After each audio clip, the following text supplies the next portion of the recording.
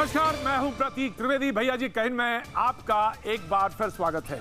बातचीत के सिलसिला रोज की तरह शुरू करेंगे स्टूडियो से। जी हां, वो अब दिन थोड़ा सा दूर हो गए जब हम आप सारे लोग फुटपाथ पर सड़क के किनारे शहर घुमा करते थे और मिला करते, लेकिन वो ज्यादा दिन नहीं।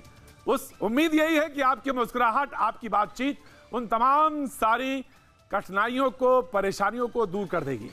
जी हाँ, लेकिन उनकी परेशानियां दूर होनी चाहिए जो खास तौर से रोजमर्रा की जिंदगी में रोज पैसा कमाते हैं। हालांकि सरकार ने आज पैकेज दिया है 1,70,00,000 करोड़ का, उस पर बात होगी। हमारे साथ बहुत सारे लोग मौजूद हैं, उनसे बात करेंगे। कुछ तमाम गेस्ट भी मौजूद रहेंगे, लेकिन दो विजुअल पहले उनको जिनके नाम से हम आज ये शो शुरू कर रहे हैं। जी हाँ, ये वो लोग जो कानपुर से आगरा के लिए 300 किलोमीटर है और निकल पड़े। हालांकि सरकार ने आज घोषणा की है ऐसे खासतौर से शहरी मजदूर जो गांव से आते हैं और शहरी मजदूर हैं उनके लिए, लेकिन छोटे छोटे बच्चे उनके कष्ट को देखकर जी हां मन तो पिघल जाता है। उम्मीद करते हैं आपने अपने घरों में भी बहुत सारे वो लोग जो काम करने आते हैं उनको चिट्ठी दी होगी और उनके पैसे आपने जरूर दिए होंगे, क्योंकि भैया जी कहीं की तरफ से मुझे मालूम है तो तमाम सारे लोग जो जुड़ते हैं हमसे रोज, वो कहीं ना कहीं दिल से तमाम सारे उन लोगों से जुड़े रहते हैं जो ऐसे लोग जो आपके और हमारी जिंदगी में मुस्कान, हमारी जिंदगी को आसान करते हैं। ये वो शहरी मजदूर जो आए थे लेकिन पैदल ही 300 किलोमीटर का सफर के लिए निकल पड़े। कहां जा रहे हैं ये खुद ही बता देंगे। हम गंज से आए और कानपुर जा रहे हैं। तो ये कहाँ क्या काम करने गए थे? तो आलू बीनने गए थे। आलू बीनने गए थे, तो वहाँ क्या हुआ अचानक से जो चल दिए? वहाँ आलू खत्म हो गए और रहने की सुविधा भी नहीं, लकड़ देते नहीं थे, इसलिए हमको रोड तक छोड़ दिया हाईवे से।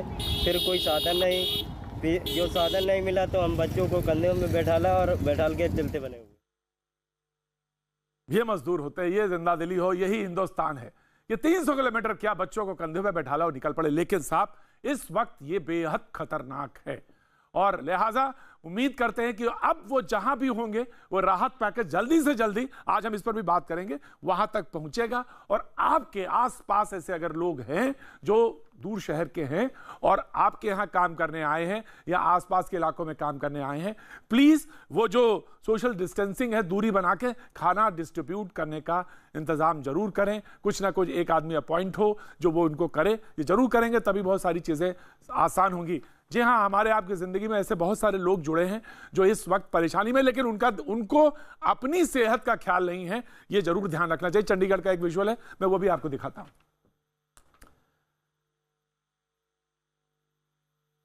चंडीगढ़ का ये विजुअल है, हाथ में दस्ताने नहीं हैं और मास्क भी नहीं है।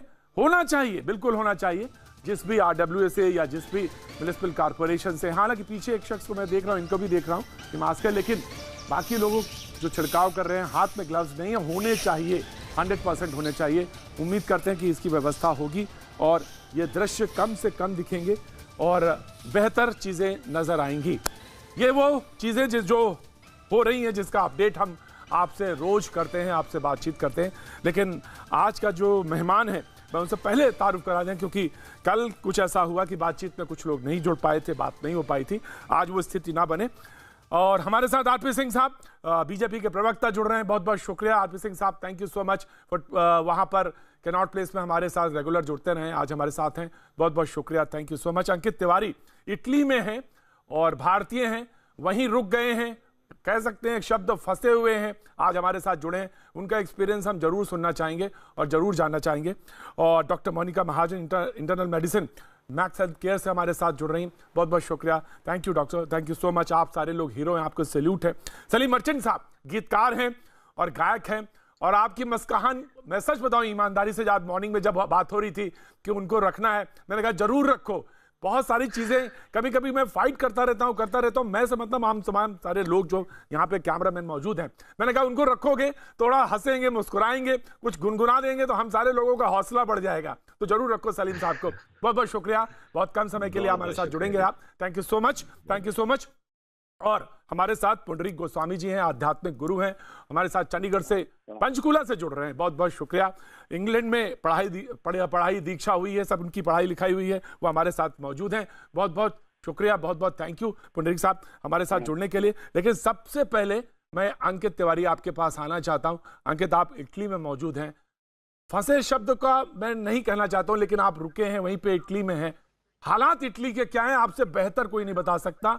और यह भी बता दीजिएगा हुजूर कि वहां हालात इतने खराब हुए तो उसका कारण क्या था जो हम सारे लोग समझ सकें। अंकित तिवारी इटली से।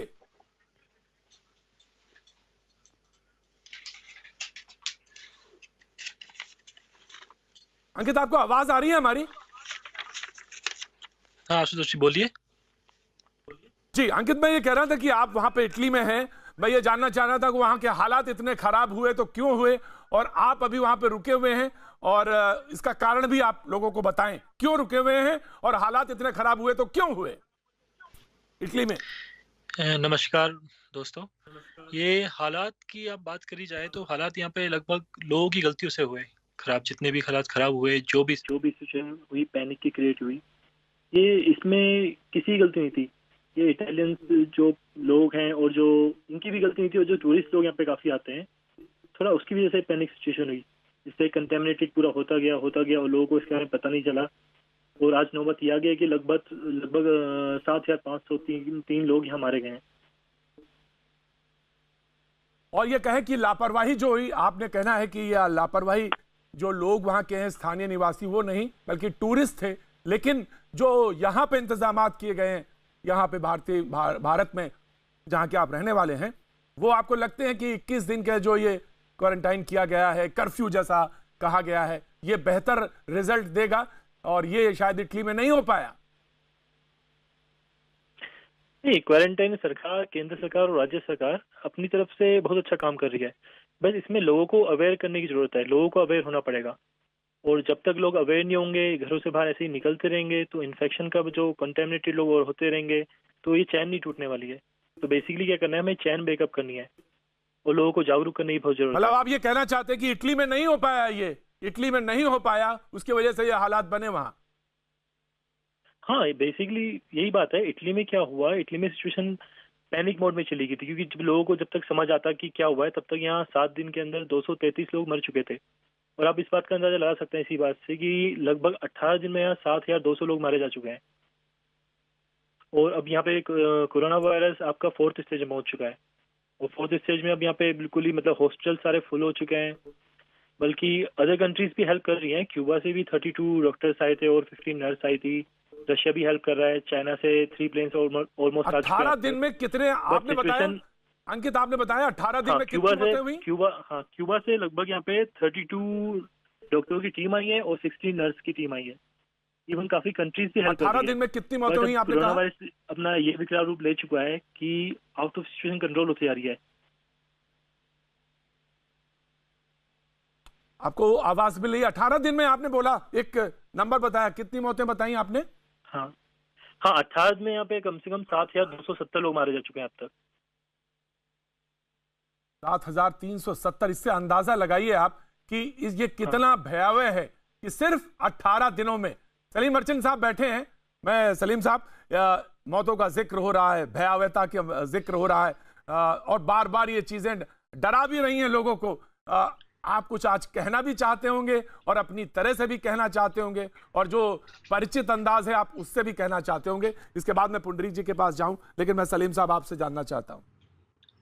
पहली बात तो मैं बहुत बहुत शुक्रिया अदा करना चाहता हूं हमारे प्रधानमंत्री जी का, हम सभी अपने सब डॉक्टर्स का, नर्सेस का, आप सभी मीडिया जो लोग इतला करते हैं लोगों को, अपने लोगों के जान की कुर्बानी देते हैं और जान पर मुसीबतें डालकर फिर भी न्यूज़ कवरेज करते हैं और लोगों तक जो सही न्यूज़ है वो पहुंचाते हैं कि क्या नहीं करना चाहिए, क्या करना चाहिए ऐसी मुसीबत की घड़ी में। तो बहुत बहुत शुक्रिया आपका। और मैं ये कहूँगा कि जो लोग ये देख रहे हैं, जो लोग न्यूज़ देख रहे हैं, जो लोग, ये स्थिति ऐसी है कि जो लोग घर पे बैठे हैं वो लोग, उनको लग रहा है कि हम 21 दिन क्या करें। 21 दिन ये जो 21 दिन है वो आप बहुत कुछ कर सकते हो। तो मेरी सबसे ये गुज़ारिश है कि प्लीज़ आप लोग घर पे बैठिए। बहुत सारी चीज़ें आप घर पे बैठ के कर सकते हैं। काफ़ी सारे आर्टिस्ट मैं खुद बहुत बार इंस्टाग्राम या फ़ेसबुक के ज़रिए या न्यूज़ चैनल के ज़रिए लोगों से मैं मिलता हूँ, बात करता हूँ, थोड़ा बहुत संगीत सुना लेते हैं हम। और आप घर पर बैठकर एक बहुत अच्छे फनकार बन सकते हो, अच्छे-अच्छे गाने सुन सकते हो, एक बेहतर इंसान बन सकते हो। मुझे यकीन है कि इस 21 दिन में कोई नई ऐसी कंपोजिशन कुछ आपको दिमाग में आ रही है आजकल? कोई आपने ढूंढी नई कंपोजिशन इस मैं आइसोलेशन में, एक एकांत में? ये वक्त में ये बहुत सही वक्त है कि कुछ हम नए गाने बनाएँ, कुछ नए कॉम्पोज़िशन करें। लेकिन एक गाना मेरे ज़हन में आ रहा है जो इस हालात इरशाद, के लिए इरशाद। बहुत सही है। और ये गाना एक दुआ की तरह है, एक प्रेयर की तरह है जो मैं बहुत बहुत समझता हूँ स्वागत है। इस मुझे पूरा यकीन है कि हम वाह, हिम्मत क्या बात अगर है। करेंगे और एक साथ जी। अगर हम ये अगर एक साथ में हमने ठान ली कि हम बस नहीं छोड़ेंगे घर से नहीं निकलेंगे, तो हम ये वायरस की चेन और ये भयानक बीमारी की रुकावट कर सकते हैं। पूरा यकीन है। बहुत बहुत शुक्रिया, थैंक यू सो मच। इसकी बहुत ज़रूरत है। और आपने जो अल्फाज इस्तेमाल किए, जो आपने जो कंपोजिशन सुनाई, वो निश्चित तौर से दुआ की तरह काम करेगी, क्योंकि म्यूज़िक ऐसी चीज़ है जो आपको ना सिर्फ कंसंट्रेशन बल्कि आपको खुद में उतारती है। और ये आज सबसे ज़्यादा ज़रूरत है कि हम जब घर पे बैठें तो बहुत कुछ सोचें, बहुत कुछ देखें कि हम कहाँ से कहाँ तक पहुँचे, क्या कुछ बदला, क्या कुछ हम बदल सकते थे, वो क्या नहीं बदल पाए। बहुत सारी चीज़ों की ज़रूरत है। Thank you so much. मैं आपसे समय समय पर फिर से बात करता रहूँगा। Thank you so much. God bless you. तमाम सारी दुआएं आपके साथ हैं। लेकिन हम सीधे चलना चाहेंगे चंडीगढ़ की तरफ, पंचकूला। वहाँ पर हमारे साथ आध्यात्मिक गुरु पुंडरीक गोस्वामी जी मौजूद हैं। पंडित जी प्रणाम। सबसे पहले ये कि मैं कल आपसे बातचीत करना चाह रहा था, लेकिन वक्त की थोड़ी सी कमी हो गई थी। लेकिन मैं ये जानना चाहता हूँ, बहुत सारे लोग हैं जो तमाम सारे सवालों के साथ आ रहे हैं, लेकिन इस वक्त जो सबसे ज़्यादा ज़रूरत है वो ये, जिसका कि अभी सलीम मर्चेंट साहब भी जिक्र कर रहे थे, और वो ये कि क्या इस वक्त में क्योंकि लोग कह रहे हैं कठिन समय है, लेकिन इस कठिन समय को आसान कैसे करें। कोई कहते हैं बच्चे बहुत परेशान कर रहे हैं, कोई कहता है कि साहब वक्त नहीं कट रहा है, कोई पूछता है ये 21 दिन 21 ही रहेंगे या कहीं बढ़ जाएंगे। ये सवाल हम पूछेंगे किसी और से, लेकिन ये वक्त कटे ना, इस वक्त का सदुपयोग हो, क्या करें जो ये कठिन समय आसान, सरलतम होता हुआ दिखे। जी पुंडरीक जी। मैं तो ये निवेदन करूंगा कि ये जो 21 दिन है, इसको हम सभी को एक अपनी अनुष्ठान के रूप में लेना चाहिए, और हम सबके ही और राष्ट्र की और संपूर्ण विश्व की रक्षा के लिए इस निर्णय को प्रधानमंत्री महोदय ने किया है, और जिसको सभी वर्गों ने बड़ी सहजता से स्वीकार किया है। तो मैं तो बार बार ये बात बोलता रहा कि this lockdown can help you to open up your inner consciousness. जो आप लॉक्ड हैं वो आप अपनी इनर कॉन्शियसनेस को खोल सकते हैं। ऐसा भी नहीं हो। मुझे मालूम है आपका वक्त बहुत कीमती है, मुझे मालूम है वक्त बहुत कीमती है, और ये सवाल आपको शायद बहुत सारे लोग जानना भी चाहेंगे, बहुत सारे लोगों को लगेगा इसकी क्या औचित्य है, लेकिन मैं भैया जी होने के नाते तमाम इन सवालों को पूछता हूं। तो मैं एक सवाल ये आपसे जरूर पूछना चाहूंगा कि इनर लॉक जो है, अंदर के जो ताले हैं गूढ़तम, वो कैसे खोले जाएं, उसका क्या तरीका, सरल तरीका आज के समय में सबसे ज्यादा उपयोगी यही सवाल है। सच्ची बात तो मैं कहूंगा इंट्रोस्पेक्शन सबसे पहली चीज है। तो हम लोग बाहर भी इसीलिए जाते हैं क्योंकि हमारा घर अच्छा हो सके। तो प्रधानमंत्री महोदय ने केवल 21 दिन घर में ही तो रहने की बात कही है।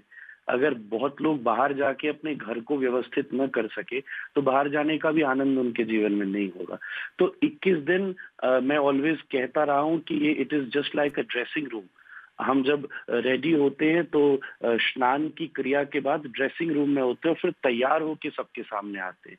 तो कुछ लोग हैं जो वर्क फ्रॉम होम कर रहे हैं, कुछ लोग हैं जो वर्क फॉर होम कर रहे हैं, और कुछ लोग ऐसे भी होंगे जो होम वर्क कर रहे हैं। तो तीनों ही प्रक्रिया में आप अपने आप को इंट्रोस्पेक्शन कीजिए, तैयार। सलीम साहब तीनों चीजें कर रहे हैं, होमवर्क भी कर रहे हैं, क्योंकि इसके बाद ही बहुत सारी चीजों की जरूरत पड़ेगी तुरंत। तो होमवर्क मैं स्वयं भी होमवर्क में हूँ, क्योंकि उसके बाद हाँ ऑफ कोर्स आप बोलते हैं, आप वक्ता हैं, आप कथा कहते हैं, तो आपको भी होमवर्क की जरूरत है, सबको जरूरत, इनफैक्ट हर शख्स को। एक बात है जो बहुत जरूरी है, मैं आपसे पूछना चाहता हूं पुंडरीक जी, कि ये बात तो हुई अंदर की, लेकिन बाहर जो है वो सब कुछ दिखता है। बाहर से मेरा मतलब ये है कि बहुत बहुत बहुत गूढ़, बहुत कठिन नहीं कर रहा हूं मैं। आज डिबेट तो मैंने लगभग पिछले 2 हफ्ते से की नहीं, और ना जरूरत मैं समझता हूं। इसमें वक्त का तकाजा ये है कि जो बाहर दिख रहा है, अभी मैं जो विजुअल दिखा रहा था, वो 300 किलोमीटर लोग पैदल चल रहे हैं, या कुछ लोग खाने की दिक्कतें आ रही हैं, कुछ सामान महंगा हो गया है। ये सारे सवाल के जवाब आरपी सिंह साहब देंगे, हमारे साथ बैठे हैं। लेकिन हमको बाहर निकलना चाहिए, हेल्प करना चाहिए। प्रधानमंत्री भी रिलीफ फंड हो या आसपास हो, इसके लिए बाहर खुलकर आना चाहिए। मैं ये चाहता हूं, आपके बहुत तमाम सारे श्रद्धालु हैं, आपको सुनने वाले लोग हैं, बहुत सारों से अपील आप कर सकते हैं। आप अगर अपील करेंगे तो उसका असर होगा तो ये जो कष्ट सामने दिख रहा है स्क्रीन पर, वो थोड़ा कम होगा। नहीं, निश्चित। मैं वो बार बार अपनी सोशल मीडिया पर सबसे प्रार्थना कर रहा हूँ, और अपनी खुद की संस्था से भी मैं कुछ संकल्प लिए हुए हूँ। इनफैक्ट जो मेडिकल डॉक्टर्स, अगर उनके साथ कुछ होता है ट्रीट करते हुए, हम लोग उसकी भी मदद करेंगे। और प्रत्येक व्यक्ति से मैं ये निवेदन करता आया हूँ, जिसकी जो भी सोशल डिस्टेंसिंग वगैरह के नियम कहे गए उसका पालन करते हुए आप, सबसे महत्वपूर्ण चीज इस समय भोजन ही है। अगर और सब तो इस समय ज्यादा कुछ किया नहीं जा सकता, तो आप कम से कम आपके यहाँ जो काम करने वाले उनकी सैलरीज को अगर आप में सामर्थ्य हो तो उसे पूरा करें। पूरा भी नहीं कर सकते हो तो एटलीस्ट कम सामर्थ्य होने पर कुछ न कुछ जरूर करें। और सारी चीजों का नियंत्रण करते हुए भोजन को व्यवस्थित करें। और थोड़ा सा आपके अंडर काम करने वाला जो एक सामान्य वर्ग का व्यक्ति है, वो इस समय अपना विश्वास न खोए इस राष्ट्र के प्रति, आप सबके प्रति। और मैं बहुत प्रसन्न हूँ, आज 2-3 दिन से मेरे अंदर ये जिज्ञासा थी कि सरकार इस समय क्या कार्य करेगी। और जो उन्होंने रिलीफ फंड की आज घोषणा की है, निश्चित रूप से इससे इस राष्ट्र के ऊपर सामान्य व्यक्ति का विश्वास जागृत हुआ है। सेवा ये तो ही सरकार करेगी, और श्रेष्ठ है। ऑफ कोर्स ये सरकार करेगी, हमको भी बहुत कुछ करना है। मैं तो आपसे ये कहता हूं कि आपकी बात का जो सबसे ज्यादा असर वो होगा, लोग क्या करते हैं कि इस वक्त मैं हॉस्पिटल जाता हूं, या मैं जाता हूं इसलिए जाता हूं क्योंकि जरूरत होती है। आज भी कहीं था, किसी को ले जाना था और उनको मेरी जरूरत थी, तो मैंने गाड़ी निकाली और उनके लिए हाजिर था मैं। तो मैं देख रहा था कि लोगों की आदत एक है, और मैं अक्सर शो में देखता हूं, सलीम अर्चन साहब भी इस बात पे गौर करेंगे, और तमाम सारे जो लोग बैठे हैं, डॉक्टर्स इसको बेहतर समझते हैं। हम इंडियंस की एक आदत है, घर के अंदर तो नहीं, जैसे ही घर के बाहर निकलते हैं थूकना शुरू करते हैं, सामने अगल बगल कहीं ना कहीं थूकते रहते हैं। और जब ऐसे समय में ये थूक कितना खतरनाक हो सकता है, इस आदत को अगर अभी कोशिश करेंगे, जैसे 21 दिन है और जैसे लगातार चीजें हमारे सामने आ रही हैं, अपने को बदलने का, सोचने का, समझने का ये वक्त है, तो बहुत कुछ चीजें इस पर भी हम गौर करें तो बेहतर होगा रिजल्ट। बिल्कुल, इस समय नेचर पूरा रीसेट पर है, नेचर पूरा रीसेट पर है। और जैसे कंप्यूटर फॉर्मेट होता है, तो सबको एक बार रोक के नेचर रीसेट पे इंट्रोस्पेक्शन करके मैं सबसे निवेदन करूंगा, अब इस देश को बनाने के लिए योजना करिए। ऐसा नहीं लगे कि 21 दिन के बाद जैसे कोई पशु जू से खुला हो, और जैसे केज में या पिंजरे में बंधा पशु खुलता है ना, तो हम लोग ऐसे ना हो, बल्कि ह्यूमैनिटी और ह्यूमन कॉन्शियसनेस एक दूसरे लेवल पर आए जब ये लॉकडाउन ओपन अप हो। ये आपने थूकने वाली बात कही, बहुत आवश्यक चीज है।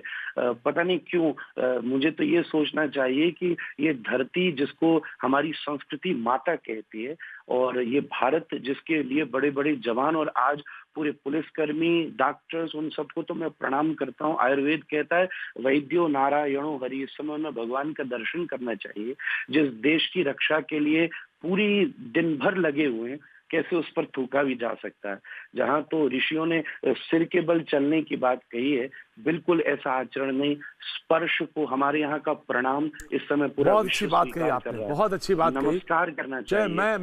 मैं उम्मीद करता हूँ आपकी बात का असर होता है। इसीलिए मैं ये कह रहा हूँ कि आपकी बात का असर होगा। कम से कम थूकने की ये जो आदत है कम होगी, कम से बिल्कुल कम होगी, और ये छूट भी सकती है। यकीन मानिए, आप कोशिश करके देखेंगे तो बहुत कुछ बदल सकता है। जैसे आपने कहा कि रीबूटिंग है, और एक बार कंप्यूटर जैसे नहीं होता, बंद करने के बाद फिर जैसे ओपन हो रहा है, तो उसमें बहुत सारी चीजें बदली जा सकती हैं। हम बदल सकते हैं अपनी आदतें। वक्त एक छोटे से ब्रेक का है, ब्रेक के बाद फिर हम लौटेंगे। कुछ मेहमान हमारे साथ चीन से भी जुड़ेंगे, इटली से हमारे अंकित तिवारी लगातार बने हुए हैं, बहुत सारे डॉक्टर्स भी साथ में होंगे, बातचीत का सिलसिला होगा, कुछ सवाल हमारे पास आ रहे हैं, उन सवालों को भी हम शरीक करेंगे। भैया जी कहीं में आपका एक बार फिर स्वागत है। बातचीत के सिलसिले को एक बार फिर से शुरू करेंगे और जो मेहमान हमारे साथ नए जुड़ रहे हैं उनका भी आपका तारुफ करा दें। हमारे साथ जो मौजूद हैं आरपी सिंह साहब, बीजेपी के प्रवक्ता, लगातार हमारे साथ बने हुए हैं, बहुत बहुत शुक्रिया। अंकित तिवारी इटली से भारतीय हैं जो कि वहां पे फंसे हुए हैं, उनसे हमसे बातचीत कर रहे थे, बहुत बहुत शुक्रिया अंकित, आपके पास फिर एक बार आएंगे। Doctor Monika Mahajan internal medicine Max Health Care से हमारे साथ जुड़ रही हैं, बहुत बहुत शुक्रिया डॉक्टर मोनिका। हमारे साथ डॉक्टर अमिश व्यास हाउंजो से एक बार फिर आज हमारे साथ हैं, बहुत बहुत शुक्रिया। चाइना से हैं डॉक्टर अगम वोरा, चेस्ट फिजिशियन, हमारे साथ मुंबई से जुड़ रहे हैं, बहुत बहुत शुक्रिया। शरद कोहली साहब, क्योंकि आज पैकेज की घोषणा हुई है सरकार की तरफ से, अर्थव्यवस्था के जानकार हैं, हमारे साथ जुड़ रहे हैं, बहुत बहुत शुक्रिया, थैंक यू सो मच। अभी एक वाराणसी से सवाल आया था और वो ये कह रहे थे कि 21 दिन का जो ये बंदी है ये बढ़ा देनी चाहिए, इससे अच्छे रिजल्ट और आएंगे, क्योंकि सरकार जो ये कह रही है कि गिरावट है केसेस के का जो ग्राफ है वो स्टेबल हुआ है, स्टेबल मतलब रुका है, थमा है केसेस को लेकर, वरना इस समय 50% करीब ऊपर होता, लेकिन वो थमा हुआ दिख रहा है, तो ये 21 दिन को आगे बढ़ा देना चाहिए। लेकिन इसी का उलट एक सवाल मेरे पास और आया है जो कि मुंबई से आ रहा है और इसको पूछने वाले मनोज हैं, और वो ये कह रहे हैं कि गरीब लोगों का क्या होगा, हमारे जैसे लोग जहां पे 10-12 लोग काम करते हैं और ये अर्थव्यवस्था रही तो कैसे जिएंगे, और वो लोग जो सड़क पर रहते हैं उनका क्या होगा। पैकेज से अभी अनाउंस हुआ है, इस पे बोलने के लिए आरपी सिंह साहब भी हैं, शरद कोहली साहब भी हैं, लेकिन ये 21 वाला दिन वाला जो गवर्नमेंट का जो आकलन है, मेडिकल आकलन है कि 50% का फ्लैट जो है हुआ है, उसमें गिरावट आई है। सबसे पहले हम जानना चाहेंगे डॉक्टर अगम वोरा से कि ये 21 दिन के बाद भी बढ़ाया जा सकता है या 21 दिन से का ये जो पीरियड है अपने आप में मोर देन इनफ होगा। डॉक्टर अगम वोरा, फिर मैं मोनिका महाजन के पास आना चाहूंगा। प्रतीक भाई सबसे पहले आपकी जितनी प्यारी हिंदी तो है नहीं मेरी, लेकिन एक चीज बताना चाहूंगा कि जो ये भैया कहें शो के द्वारा आप लोगों में जागरूकता लाने का अभियान जो आपने उठाया वो सही में सराहनीय है और मैं आपकी खरे दिल से प्रशंसा करता हूं। जहां तक 21 दिन का सवाल है, इस तरह के क्वारंटाइन से और इस तरह के आइसोलेशन से डेफिनेटली केस में गिरावट आई है, और अगर इस तरह का आइसोलेशन हम रिस्पॉन्सिबली फॉलो करते रहे तो बहुत सारा डिजीज को हम बहुत बड़े पैमाने में सिंपल मेजर से कंट्रोल में कर पाएंगे। कई लोगों की इस तरह की कंप्लेंट है कि हमारा क्या होगा, खाने पीने की सुविधाओं का, क्या पैसे का, क्या इकोनॉमी का, पर चिंता मत कीजिए, हमारी सरकार बहुत स्ट्रांग है। स्पेशली मैं महाराष्ट्र में तो कह पाऊंगा कि इतनी सारी अरेंजमेंट हुई है, इतनी अच्छी सुविधाएं हुई है कि ज्यादा दिक्कत ज्यादातर लोगों को नहीं। मैं डॉक्टर अगम मैं आ रहा, कुछ टेक्निकल प्रॉब्लम आपकी बात आ रही है, वॉइस आपकी ब्रेक हो रही है, मैं आता हूं, लेकिन मैं चाइना का एग्जांपल पूछ लेता हूं। डॉक्टर अमिश व्यास से हाउंजो से हैं। डॉक्टर अमिश, लोगों ने कहा कि चाइना में तो 2 महीने का ब्लॉक रहा और उन्होंने बंदी रखी, उससे रिजल्ट अच्छे हुए, तो क्या ये 21 दिन गवर्नमेंट के सामने, अभी मैं आरपी सिंह साहब से पूछूंगा, हालांकि कोई डराने की बात नहीं है, जस्ट टू नो 21 दिन बेहतर रिजल्ट दे देंगे तो बहुत है। तो चाइना क्या कहता है, चाइना का अनुभव क्या कहता है इस मामले में, डॉक्टर अमिश? जी हाँ, तो मैं ये बताना चाहूंगा कि चाइना का जो ये बेस्ट अनुभव ये रहा है कि पहले जो 2 हफ्ते थे, 2 से 3 हफ्ते थे, वो बहुत ही ज्यादा स्ट्रिक्ट थे, लगभग सेम लॉकडाउन की तरह।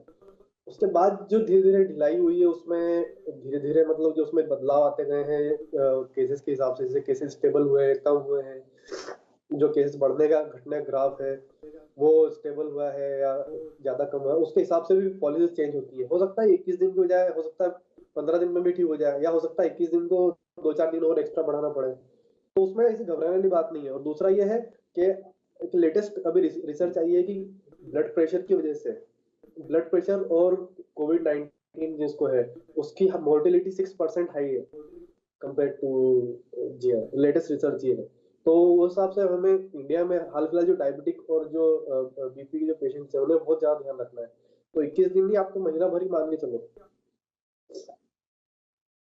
जी एक सवाल आ रहा है, अमेठी के किसान हैं अमन सिंह जी जो ये सवाल पूछ रहे हैं, और ये सवाल मैं डॉक्टर मोनिका महाजन से पूछना चाहता हूं। उनका कहना है, किसान है, क्योंकि मेरा भैया जी कहीं ऐसा प्रोग्राम है जिसमें किसान मजदूर बहुत सारे लोग ऐसे हैं जो जुड़ते हैं और बहुत आम जीवन के जुड़ा हुआ लोग इसमें ज़्यादा शरीक होते हैं।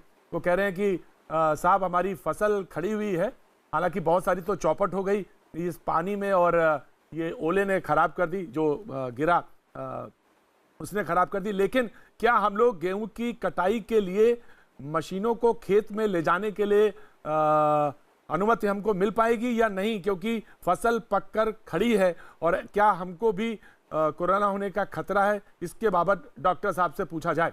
डॉक्टर मोनिका, किसान एक हैं, जानना चाहते हैं मशीन को लेकर खेत में जाना मुनासिब होगा क्योंकि फसल पककर खड़ी है। देखिए, सबसे ज़रूरी ये जानना है कि हमको किसी भी जगह पे भीड़ नहीं इकट्ठी करनी है। राइट। किसी किसान को अगर फसल काटनी है और उसके लिए मशीन लेके जानी है तो उसके लिए भी प्रिकॉशंस वही हैं जो आम जनता के लिए हैं। आपको सोशल डिस्टेंसिंग मेंटेन करना है, आपके जो मज़दूर हैं वो एक नियमित दूरी बनाए रखें, साबुन और पानी से हाथ धोएं ताकि जो है उनके हाथ साफ रहें, और साथ ही साथ जो है वो एक नियमित दूरी पे अगर काम करेंगे तो उन्हें फसल काटने में कोई दिक्कत नहीं होगी। काम करने से पहले और काम करने के बाद हाथ धोएं। अगर आपके किसी मज़दूर को खांसी या ज़ुकाम है तो उसे काम पे नहीं बुलाएं, बट मशीनों का इस्तेमाल या किसानों को जो है फसल काटने में कोई भी दिक्कत नहीं आनी चाहिए जब तक कि वो बेसिक बातों का ध्यान रखें कि मज़दूर जो हैं वो एक डिस्टेंस पे रहकर एक दूसरे से एक दूरी बनाकर काम करें। हाथ धोना आवश्यक है, साबुन और पानी से 20 सेकंड तक हाथ धोते रहें। खांसते या छींकते टाइम ध्यान रखें कि साथ वाले मज़दूर को कोई इन्फेक्शन नहीं हो, और अगर आप इन छोटी छोटी बातों का ध्यान रखेंगे तो कोई ऐसी बात नहीं है जो आपको फसल काटने से रोक सके। देखिए, बहुत ज़्यादा अनुभव तो मुझे खेती और किसानी का नहीं है, लेकिन जितना मैं घूमता हूँ, जितना देखता हूँ, उसमें एक डिस्टेंस तो जब आप धान लगाते हैं ना तो एक तो डिस्टेंस एक छोटा सा डिस्टेंस तो होता है, लेकिन अगर आप काटने में वो डिस्टेंस बड़ा भी होता है। वो लगाने से काटने में वो डिस्टेंस खेत में बड़ा हो जाता है। तो लिहाजा अगर वो डिस्टेंस, एक खास बात है, मनुष्य को मनुष्य से, व्यक्ति को व्यक्ति से दूरी बना के रखनी है, इसमें वो बहुत खास चीज है। तो आप काट तो सकते हैं, लेकिन एक बात और खास बात है, साबुन इसमें चाहे 5 रुपए का हो और चाहे 50 का हो, चाहे 100 रुपए का, साबुन इसमें वही काम आता है जो आपका मतलब साधारण साबुन 5 रुपए का भी वही काम करेगा जो 100 रुपए वाला करेगा। तो लिहाजा इस बात से मत सोचिए, साबुन हाथ से धोइए, हाथ साफ रखिए और डिस्टेंस बना के अगर आप करेंगे, क्योंकि आपकी फसल है बहुत महत्वपूर्ण है और वो आपका एक पूरा जीवन का आधार है। लिहाजा इस पे उनका सवाल जो आपका था उसको उन्होंने जवाब दिया। लेकिन एक सवाल ये और आया था और मैं बीजेपी के प्रवक्ता के पास सीधे जाना चाहूंगा कि जो खास तौर से मजदूर हैं और जो पलायन कर रहे हैं उनको कैसे रोका जाए और उनको कैसे रोक के जो सरकारें बीच में जो हैं, जैसे अगर कोई उत्तर प्रदेश में ही है, मूव कर रहा है और जाना चाहता है तो डीएम से बात करके या उनको फौरन उसी जगह रोका जाए, क्योंकि ये बड़ा अमानवीय होता दिख रहा है जो तस्वीरें दिखती हैं। इस पे फौरी तौर से कोई ना कोई एक्शन लेने की जरूरत है। जो 300 किलोमीटर लोग चलना चाह रहे हैं। आरपी सिंह साहब,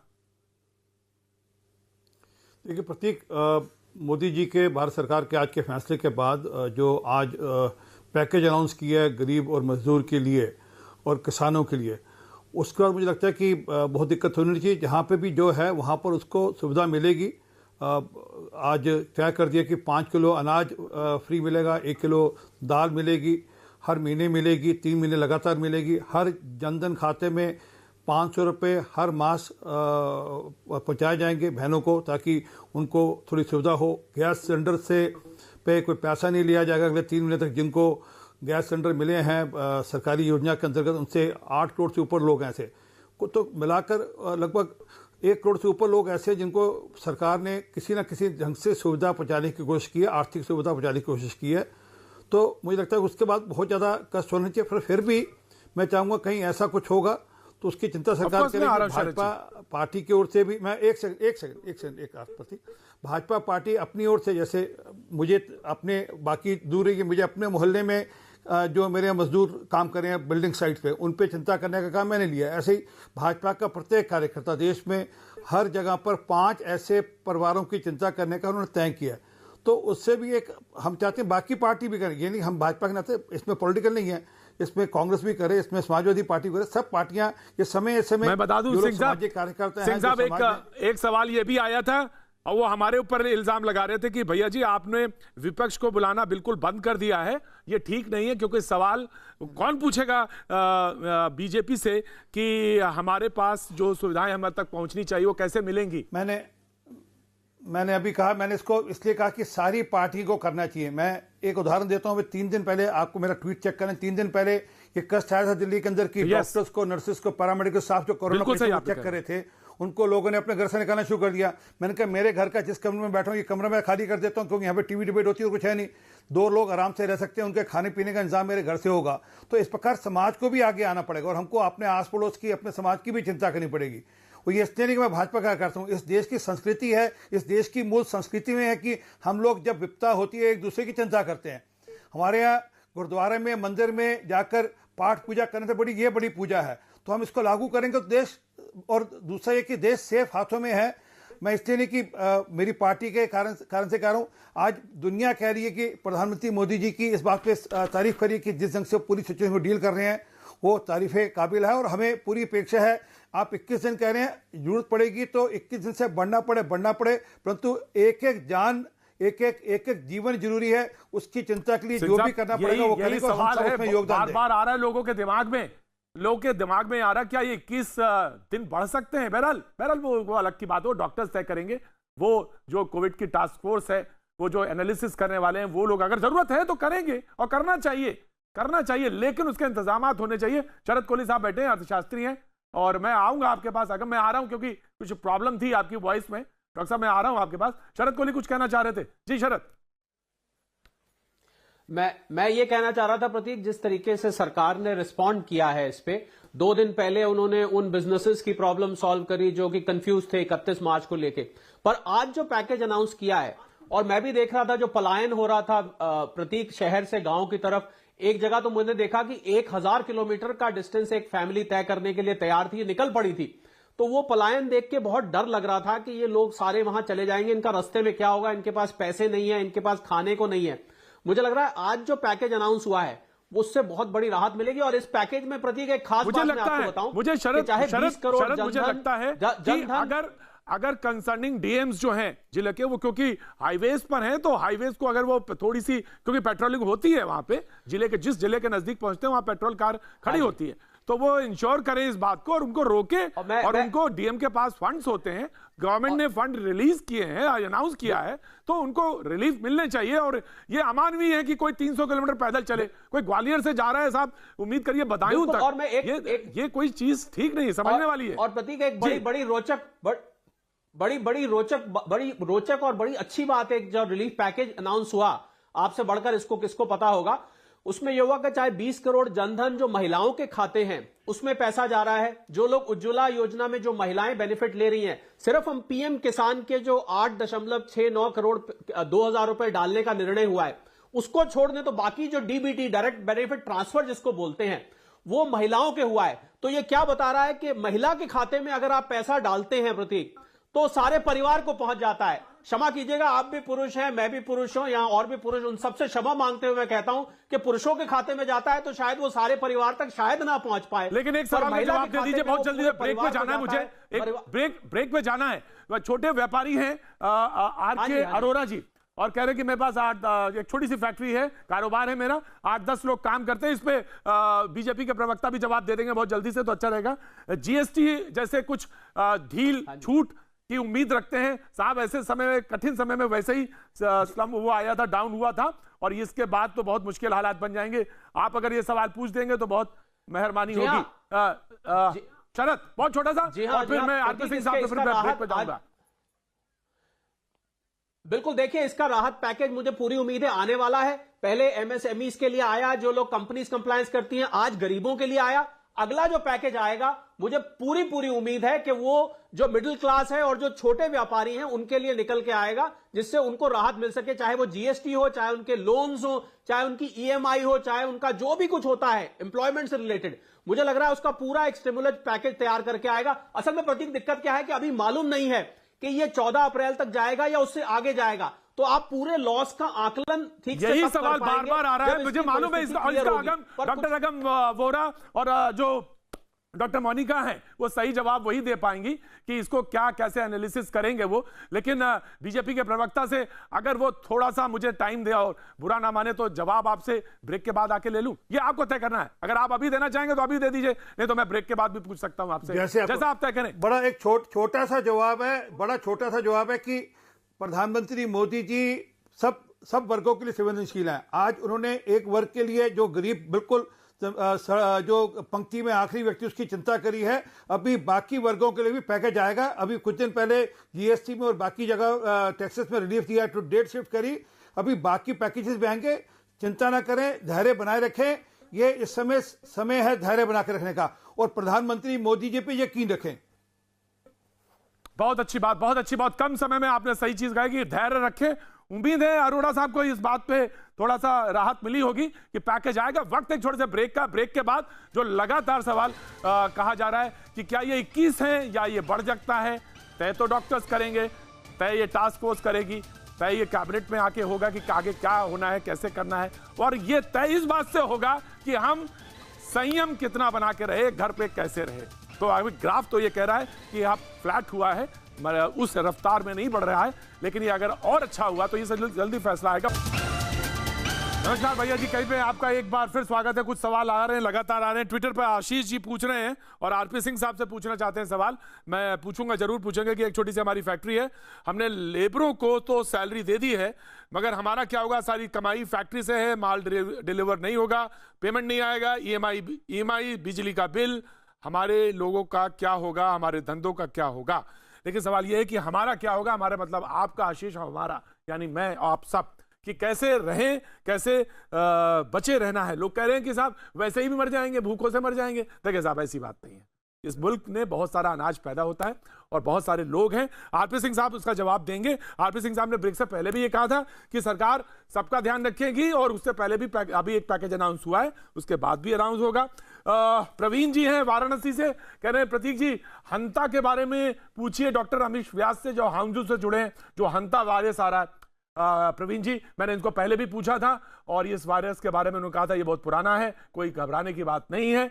और हाँ, बुलंदशहर से मनवीर का एक सवाल है, वो ये कह रहे हैं कि खासतौर से जो हमारे थैलीसीमिया के पेशेंट हैं, जो बच्चे हैं, ब्लड मिलने में बहुत दिक्कत हो रही है। इसी तरह से कुछ सवाल एक कहें कि जो औरतें जो जा रही हैं, डिलीवरी उनकी होनी है, हॉस्पिटल्स में कैसे अरेंजमेंट्स हैं, इन तमाम सारे सवालों के साथ मैं हाजिर हूं। आरपी सिंह साहब से भी पूछूंगा, लेकिन डॉक्टर अगम वोरा के पास जाना चाहता हूं। सबसे पहले डॉक्टर अगम वोरा, मुझे बताइए कि 21 दिन के रिजल्ट ये कहते हैं कि ये अभी आए नहीं है, अभी तो आज माने तो 1.5 दिन हुआ है, या 1 दिन माने दूसरा दिन चल रहा है। तो ऐसे में क्या ये लगता है कि ये लॉकडाउन आगे भी बढ़ सकता है या बढ़ा देना चाहिए अच्छे रिजल्ट को देखते हुए? प्रतीक भाई, आपका ये प्रश्न सुन के मुझे तो साईं बाबा की एक कहा याद आता है, श्रद्धा सबूरी। बहुत सारे विशेषज्ञ, बहुत सारे बुद्धिजीवी लोग उसके पीछे लगे हुए हैं। हमारा रिस्पॉन्सिबिलिटी ये है कि हम कम से कम मतलब ज्यादा से ज्यादा सोशल डिस्टेंसिंग बनाए रखें। क्या हम अपने देश के लिए 20-21 दिन नहीं दे सकते? क्या हम 20-21 दिन का ख्याल नहीं रख सकते? हम किसके लिए कर रहे हैं? हम अपने लिए कर रहे हैं, अपने फैमिली के लिए कर रहे हैं।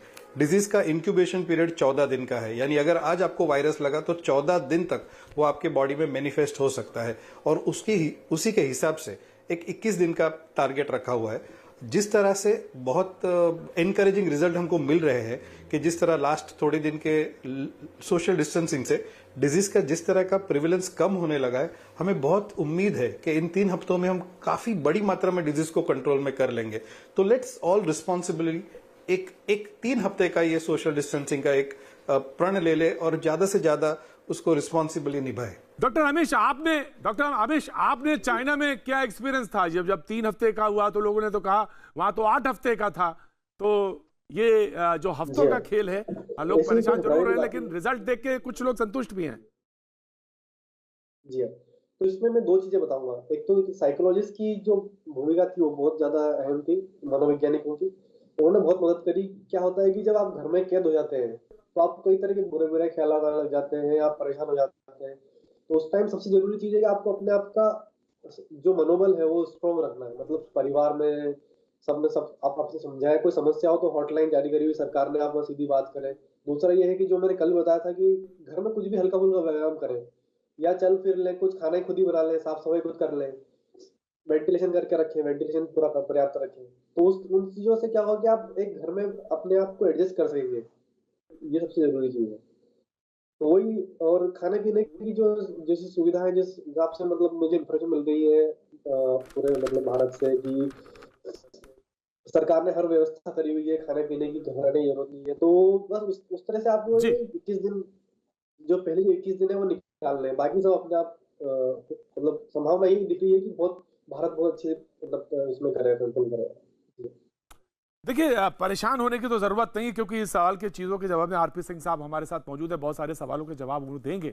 एक सवाल ये था कि डराना नहीं है, डर नहीं है, डराने की बात नहीं है। सवाल ये है कि मूल्यांकन और फिर बार बार मूल्यांकन। आप कहां खड़े हैं, किस जगह पे खड़े हैं, और सही लोगों तक सुविधाएं पहुंचे, ये बहुत जरूरी। डॉक्टर मोनिका हमारे साथ मौजूद है। डॉक्टर साहब, एक दो आज जो ट्वीट देख रहा था, एक दो चीजें आई, उसमें मैं आपसे सवाल भी पूछना चाहता हूं। अब वो ये है कि कुछ सिम्टम ऐसे भी जिसमें फीवर नहीं है, फीवर नहीं आया, और कोरोना का फर्स्ट टेस्ट हुआ तो नेगेटिव, दूसरा हुआ नेगेटिव, और तीसरा हुआ तो पॉजिटिव। क्या ये सीरीज है टेस्ट की, या एक ही टेस्ट अपने आप में काफी है? और फीवर उसका मेन सिम्टम, जैसे हम लोग बार बार कह रहे हैं, सूखी खांसी, बुखार और स्नीजिंग, ये सब चीजें जो इसके सिम्टम है, बुखार सिम्टम है लेकिन किसी केस में नहीं दिखा, ऐसा होता है क्या? अब हमारे पास जो आंकड़े आ रहे हैं उसमें हमारे पास पूरी दुनिया के आंकड़े अब इस टाइम पे मौजूद हैं, और बहुत सारी सीरीज़ में ये पाया गया कि जब आप टेस्ट बहुत इनिशियल स्टेज ऑफ इलनेस में करते हैं, जबकि मरीज़ जो है वो एसिम्प्टोमेटिक है, तो उस समय जो है वो पहला टेस्ट जो है वो नेगेटिव आएगा, क्योंकि ये बीमारी के अलग अलग फेजेस हैं। शुरू में पहले 3-4 दिन मरीज़ को कोई भी लक्षण नहीं होंगे, और आप टेस्ट कर रहे हैं तो हो सकता है कि नेगेटिव हो सकता है कि पॉजिटिव आए। कोई ज़रूरी नहीं है कि पहला टेस्ट पॉजिटिव आ जाए, और पहला टेस्ट जो है वो अगर हमारा इनिशियल टेस्ट पॉजिटिव भी हो तो उस पर भी हमें कन्फर्मेटरी टेस्ट करना होता है। कोई मरीज़ का इलाज ख़त्म होने पे हमें 2 टेस्ट रन करने हैं, ये इंश्योर करने के लिए कि मरीज़ का इलाज पूरी तरह से संतुष्ट रूप से ख़त्म हो गया है। सो एक टेस्ट के बेसिस पे हम कोई भी डिसीजन नहीं ले सकते हैं। अब रही बात बुखार की, तो अब बहुत सारी स्टडीज़ में ये पाया गया है कि पेशेंट को ज़रूरी नहीं है कि बुखार हो। कई लोगों में जो है वो किडनी की प्रॉब्लम्स या हार्ट की प्रॉब्लम्स या ब्रीदिंग प्रॉब्लम्स के साथ भी कोरोना जो है वो मैनिफेस्ट कर रहा है, और इन पेशेंट्स में बुखार जो है वो एसेंशियल सिम्टम नहीं है। बहुत सारी कार्डियक और किडनी रिलेटेड सिम्टम्स जो हैं वो अब देखने को मिल रही हैं। सो अब हमारे को टेस्ट जो है वो आम व्यक्ति तक ये सुविधा लानी ज़रूरी है। हम ये वेट नहीं करें कि केवल जिन लोगों को बुखार या ड्राई कॉफ है उन्हीं का टेस्ट किया जाए। ज़्यादा से ज़्यादा लोगों का टेस्ट करना जो है वो पॉसिबल होना चाहिए, और WHO ने भी यही बात कही है कि केवल कर्फ्यू लगाने से। और डॉक्टर साहब, ये टेस्ट अवेलेबल है ना, आसानी से टेस्ट अवेलेबल है, टेस्ट किया जा रहा है। मैं क्योंकि डॉक्टर अमीश कुछ कह रहे हैं। डॉक्टर अमीश, हाँ, मैं आप ही के पास आ गया। ये टेस्ट अवेलेबल है, आसानी से किया जा सकता है, टेस्ट करें। 1 वाला एक टेस्ट हुआ, फिर दूसरा टेस्ट और तीसरा टेस्ट किस सीरीज में होगा, कैसे होगा? एक ही टेस्ट काफी है या दूसरा भी करना जरूरी है? मोस्ट लाइकली मैं सबसे बताता हूँ, अगर मान लीजिए अगर कोई एसिम्प्टोमेटिक पेशेंट है भी सही, या मान लीजिए उसको बुखार ना भी आया और उसका टेस्ट पॉजिटिव हो जाता है और उसको कोई भी सिम्टम नहीं है, तो पहली बात तो है कि वो इतना इन्फेक्शियस है नहीं है, वो उस पर मतलब ये कि वो कई लोगों को इन्फेक्ट नहीं कर सकता है। सबसे बड़ी बात तो ये है। दूसरा ये है कि मान लीजिए वो पहला टेस्ट हुआ वो नेगेटिव आया, और दूसरा टेस्ट हमने लिया वो पॉजिटिव आया, और तीसरा टेस्ट लिया वो फिर नेगेटिव आ गया, तो इन बिटवीन हो सकता है कि वो 100% टेस्ट करेक्ट भी ना हो। तो इन जनरल ये तो अच्छी मतलब अभी फ्री मेरे हिसाब से भारत में और चाइना में फ्री टेस्ट अवेलेबल है। और डॉक्टर रकम वोरा बहुत जल्दी, क्योंकि हमें आरपी सिंह साहब के पास जाना, कुछ सवालों के जवाब लेने। डॉक्टर रकम वोरा, टेस्ट को लेकर टेस्ट जी, ये टेस्ट असिम्प्टोमेटिक लोगों में तो ये टेस्ट करने की जरा भी जरूरत नहीं है। टेस्ट बहुत इजीली अवेलेबल है, लेकिन खाली जिनको तकलीफ है उन्हीं को ये टेस्ट करना चाहिए, अदरवाइज इट क्रिएट्स अननेसेसरी क्योंकि ये टेस्ट 100% रिलायबल नहीं है। डबल ट्रिपल टेस्ट करना खाली सिम्टम्स के, खाली शंका के डर में, कि खाली पेशेंट को मन में अगर डर है कि मुझे ये नहीं है, ये जानने के लिए नहीं होना चाहिए। इट इज योर रिस्पॉन्सिबिलिटी कि डॉक्टर उनको बराबर क्लियरली टेस्ट करें। अगर डॉक्टर ये सस्पेक्ट करते हैं कि अगर आपके पास ट्रैवलिंग की हिस्ट्री है, कि अगर आपके पास क्वारंटाइन पेशेंट या ऐसे पेशेंट का कांटेक्ट है, या आप हेल्थ केयर से जुड़े हुए, आप खुद डॉक्टर हो, नर्स हो, वार्ड बॉय हो, स्टाफ हो, यही पेशेंटों में, यही लोगों में ये टेस्ट करना मैं रेकमेंड करता हूं। ये मैं पूरी सोसाइटी में ये टेस्ट करना आज की तारीख में तो जरा भी जरूरत नहीं है मेरे हिसाब से। और अगर इसमें हुआ कुछ, ऊपर वाला करे, इसमें बचाए, ये जरूरत ना पड़े, तो वो फैसला सरकार को करना होगा, वो सरकार करेगी। उसकी टास्क फोर्स है कोविड की, वो तय करेंगे, वो तमाम सारे डॉक्टर्स और जो एक्सपर्ट्स हैं वो मौजूद है। बगैर वक्त गवाए आरपी सिंह साहब के पास जा रहा हूं, क्योंकि वो सवाल कुछ इंडस्ट्री से जुड़े हुए हैं।